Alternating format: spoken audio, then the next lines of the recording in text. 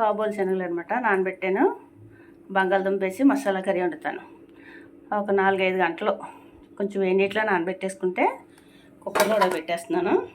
2 టమాటాలు కూడా అందులో వేసాను. బంగాళదుంపలు ఒక 5-6 విజిల్స్ వచ్చే వరకు మనం కుక్ చేసుకోవాలి.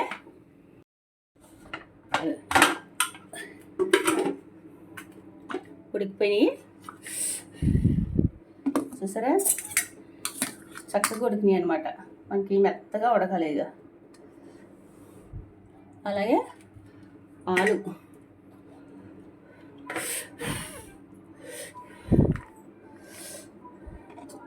బాగా ఉడికినాయి.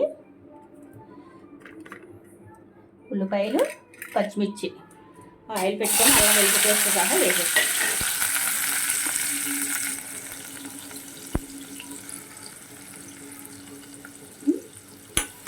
వేగాలి.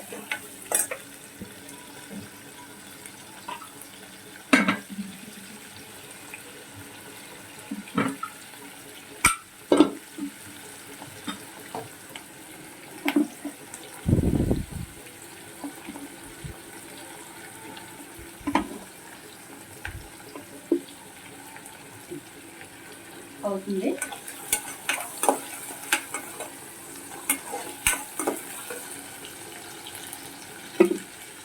ఈరోగా మనం ఈ శనగల్ని టమాటాలు వేసాం కదా, విడిగా తీసేసి ఇవి వలిసేసుకోవాలి. వీళ్ళు ఏగుతుంటాయి అన్నమాట. ఇవి ఎగినాయి కదా, అల్లం వెల్లుల్లి పేస్ట్ వేసిన వాళ్ళని ఉడికిపోయిన టమాటాలు కూడా మెత్తగా అయిపోయినాయి కదా, అందులో వేసేసి వేసుకుందాం.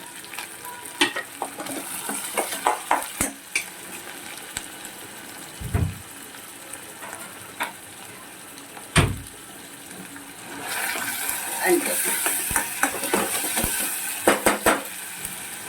టమాటాలు కూడా టమాటాలు మగ్గిపోయినాయి కదా, ఆల్రెడీ మెదిపేసాం. అలాగే పొటాటోస్ కూడా వేసేసి బంగాళదుంపలు జస్ట్ సరిపోతుంది.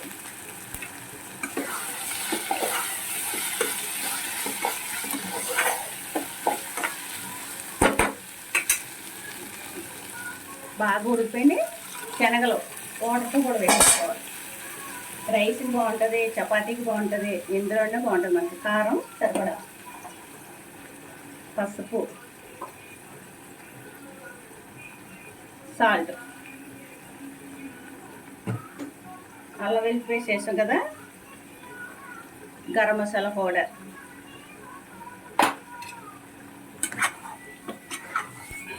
తొందరగానే అయిపోద్ది అన్నమాట.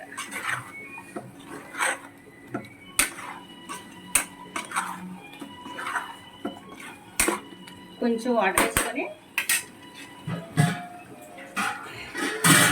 ఎక్కువ అక్కర్లేదు, అన్నీ ఉడికిపోయినాయి. మొన్నే కొంచెం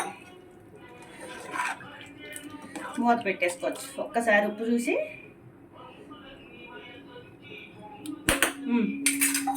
ఉడికాక చూద్దాం. అది చక్కగా నా వంటకం నచ్చితే ప్లీజ్ సబ్స్క్రైబ్. 5 to 10 minutes పడుతుంది.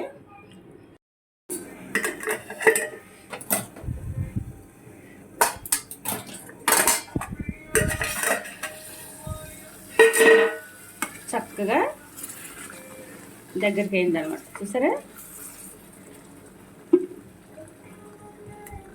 నచ్చితే లైక్ చేయండి, please subscribe, please support me.